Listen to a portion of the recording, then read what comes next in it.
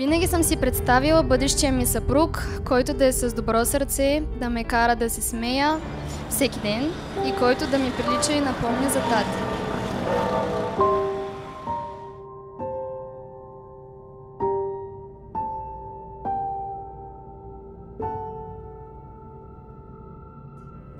И те срещнах.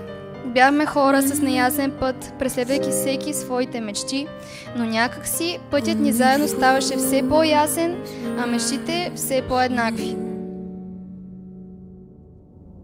But I can't help falling in love with you. И времето внезапно излетя, докъдето сме сега.